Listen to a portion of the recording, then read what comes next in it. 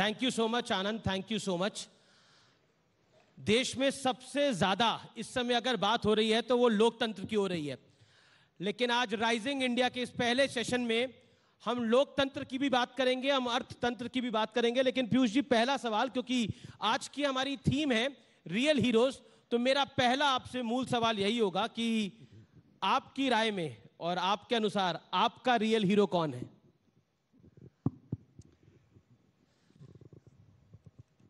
बहुत बहुत धन्यवाद और आपके इस कार्यक्रम के लिए आप सबको बहुत बहुत शुभकामनाएं। मैं समझता हूं कि वर्षों वर्षों से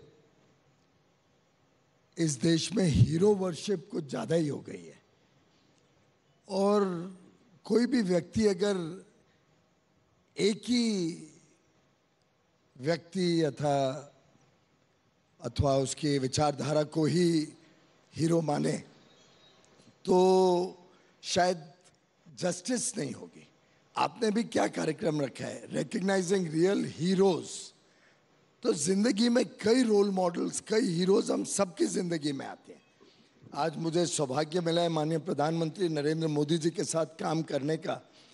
वास्तव में हर दिन कुछ नया सीखने को मिलता है, एक नया पहलू उनके व्यक्तित्व का, उनके संवेदनशील चरित्र का, उनके देश के प्रति जो प्रतिबद्धता है कि इस देश को आगे लेके जाना है, वो बहुत प्रेरणा देती है।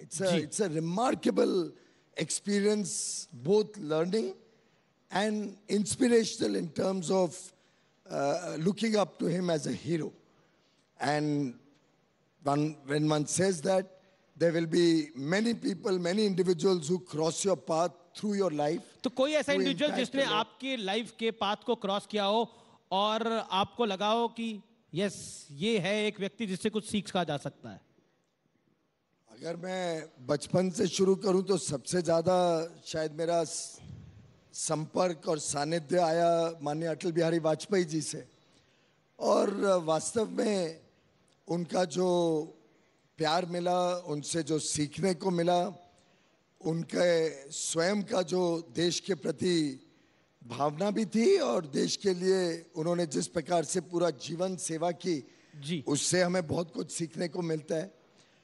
इसी प्रकार से अगर और गहराई में जाऊं तो राष्ट्रीय स्वयंसेवक संघ के भी हमारे कई नेताओं ने मेरे को जीवन में प्रभावित किया, उनकी सरलता से, उनके देश प्रेम से, उनके भारत के प्रति जिस प्रकार का निष्ठा रही है। तो हीरोज तो जिंदगी में आज के दिन माननीय अमित शाह गृह मंत्री जी के साथ जब जब चर्चा या बैठने का मौका मिलता है, कुछ ना कुछ नया सीखने को मिलता है, एक नई सोच आती है, एक नया कॉन्फिडेंस आता है।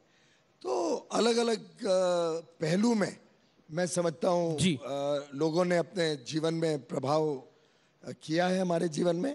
पर अनडाउटेडली अगर कोई एक हीरो को रिकग्नाइज करना हो तो जिस प्रकार से माननीय प्रधानमंत्री नरेंद्र मोदी जी ने इस देश को आगे बढ़ाया है, जिस प्रकार से देश का आत्मविश्वास बहुत सुदृढ़ किया है, he clearly stands out as hero number one. Hero number one. तो चलिए अब क्योंकि आजादी का ये अमृत काल चल रहा है और इस अमृत काल में लेकिन विपक्ष कह रहा है लोकतंत्र का बुरा हाल हो चुका है। क्या कहना चाहते हैं? व्हाट यू हैव टू से? मैं समझता हूं भ्रष्टाचारियों का बुरा हाल हो चुका है। चिंता तो उनको ये हो गई है कि भ्रष्टाचार के ऊपर पहली बार इस देश के जनमानस में भी घृणा है और फाइनली कुछ ना कुछ कार्रवाई हो रही है, उसका आनंद भी है। आज हम जिधर जाते हैं, खासतौर पे युवा युवतियों से जब संपर्क करते हैं, कोई कॉलेज यूनिवर्सिटी के कैंपस में जाते हैं, तो लोगों को आज जो सबसे ज्यादा संतुष्टि है कि हम वर्षों वर्षों से एक धारणा बन गई थी कि देश तो ऐसे ही चलता है और राजनीतिक लोग, सरकारी लोग भ्रष्टाचार करे तो वो इट वाज अ गिवन के तो होना ही है, इसमें हमारे पास कोई पर्याय नहीं है। क्योंकि कई सरकारें आई और गई, लिप सर्विस के अलावा ठोस कदम पर राहुल किसी ने नहीं लिया। आप ही ने सबसे पहले सदन में डिमांड करी कि राहुल गांधी को माफी मांगनी चाहिए, लेकिन अब तो वो सदन के सदस्य ही नहीं रहे। उसमें ना आप, आपके श्रोता या हम, कोई भी इसमें कुछ नहीं कर सकते। लेकिन राहुल जी तो कहते हैं हर चीज के लिए नरेंद्र मोदी जिम्मेदार है। हाँ, देश में गरीबों के जीवन में सुधार लाने के लिए नरेंद्र मोदी जी जरूर जिम्मेदार हैं। देश में एक्सपोर्ट को अपनी चरम सीमा पे लेके जाने के लिए, इकोनॉमी को इतनी मजबूत करने के लिए जरूर नरेंद्र मोदी जी जिम्मेदार हैं। देश में जो भ्रष्टाचारी लोगों ने कांड किए इतने सारे, उन सब पे प्रहार करना और एक पारदर्शी तरीके से देश की सरकारें चले, देश की व्यवस्थाएं चले, उसको लागू करने में जरूर वो जिम्मेदार हैं। लेकिन अगर वो एक पूरे समाज, और उन्होंने, राहुल गांधी जी ने पूरे समाज को, ओबीसी समाज, पिछड़ा समाज को एक प्रकार से ठेस पहुंचाई, उनकी मानहानि करी, उनके ऊपर अनाप शनाप आरोप लगाए, ऐसे व्यतीत करने की कोशिश की कि देश का पूरा पिछड़ा समाज राहुल गांधी जी के हिसाब से, हर एक व्यक्ति जिसका सरनेम एक पर्टिकुलर सरनेम है, जो ओबीसी समाज से आते हैं, वो सब गलत काम करते हैं।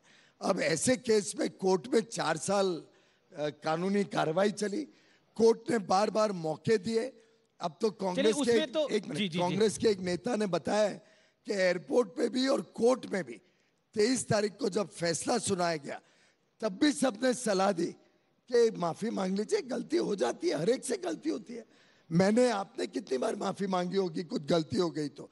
हमारी तो शिष्टाचार ये है कि कभी गलती से किसको हाथ भी लग जाए तो हम माफी मांगते हैं, कभी कोई अशब्द निकल जाए तो माफी मांग लेते हैं। यहाँ तो आप पूरे पिछड़े समाज के ऊपर ऐसी टिप्पणी कर दो और फिर भी सीना जोरी दिखाओ कि नहीं, मैं माफी नहीं मांगूंगा। कोर्ट के पास भी क्या पर्याय है, उन्होंने सजा सुनाई। जी सजा सुनाते ही चूंकि राहुल गांधी जी की सरकार ने एक कानून लाया था, एक ऑर्डिनेंस लाया था, जिसको राहुल गांधी जी ने पब्लिक प्लेटफॉर्म पे प्रेस कॉन्फ्रेंस में फाड़ के, और वो तो आपने दृश्य आपके टीवी चैनल पे भी मैंने देखा है, फिर दोहराया गया कैसे उन्होंने प्रेस कॉन्फ्रेंस में फाड़ के ऑर्डिनेंस फाड़ा, जिससे आज ये स्थिति नहीं आती कि वो सदस्यता उनकी जाए। लेकिन आपने बोला 4 साल केस चला, लेकिन बंगला जो खाली कराने के लिए तो 3 दिन में नोटिस आ गया। वो तो कानूनी कार्रवाई है कि आपका जब सदस्यता जाती है तो 30 दिन तक आपको अलाउड होता है। 30 दिन का क्या है, नोटिस कोई इमीडिएट खाली करने के लिए नहीं है, हाउसिंग कमेटी का काम ही है। उन्होंने कहा 30 दिन के बाद आप खाली करिए, अगर उनको बहुत तकलीफ है तो जरूर वो रिक्वेस्ट कर सकते हैं एक्सटेंशन के लिए, और मुझे विश्वास है कि जो हाउसिंग कमेटी है उस पर विचार विमर्श। लेकिन आपको लगता है राहुल जी रिक्वेस्ट करेंगे? अब उनकी मर्जी है, उनके पास तो 3 घर हैं दिल्ली में, और खरगे जी ने भी ऑफर किया है, तो अब उनकी मर्जी है, रिक्वेस्ट करें तो एक्सटेंशन भी हो सकता है। अच्छा, कांग्रेस तो कैंपेन चला रही है कि मेरा घर राहुल का घर। आप राज्यसभा में भी लीडर हैं हाउस के। एक सवाल कि संसद म्यूट है, ये जो बार बार आरोप लगा जाता है कि माइक बंद कर दिए जाते हैं, क्योंकि हम लोकतंत्र इस सेशन का नाम है। व्हाट यू हैव टू से ऑन दैट? आज आपके पास मौका है उसके ऊपर अपनी बात रखने का। नहीं, पहली बात तो मैं समझता हूं भारत में जो इंस्टीट्यूशंस हैं उसकी इंटेग्रिटी के ऊपर सवाल उठाना, और वो भी सिलेक्टिव सवाल उठाना, कि अगर तो हमारे पक्ष में कुछ निर्णय हुआ तो बहुत बढ़िया है, कोई सत्यमेव जयते लिखता है कोर्ट के निर्णय उनके पक्ष में आ जाए, कोई प्रिसाइडिंग ऑफिसर की बड़ी तारीफ करते हैं।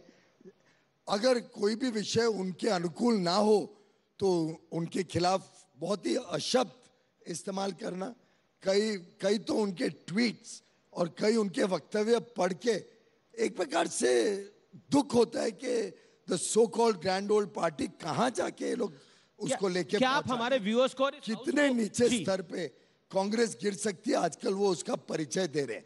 और मुझे लगता है इसमें भी शायद उनकी एक सोची समझी स्ट्रैटेजी है कि कोर्टों को और हमारे इंडिपेंडेंट इंस्टीट्यूशंस को डराने धमकाने की ना कोशिश कर रहे हो कि इस प्रकार से उन पे प्रहार करो, इस प्रकार से एक सोशल मीडिया कैंपेन चलाओ, इस प्रकार से वीडियो टीवी पे यूट्यूब पे बाइट्स दो या स्टेटमेंट्स दो, जिससे दबाव आए कोर्ट के ऊपर या इंस्टीट्यूशंस के ऊपर। मुझे तो कभी कभी शक होता है कि कांग्रेस की नीयत कहीं ऐसी तो नहीं है कि वो दबाव में अपने हक में किसी को करने की कोशिश कर रहे हैं।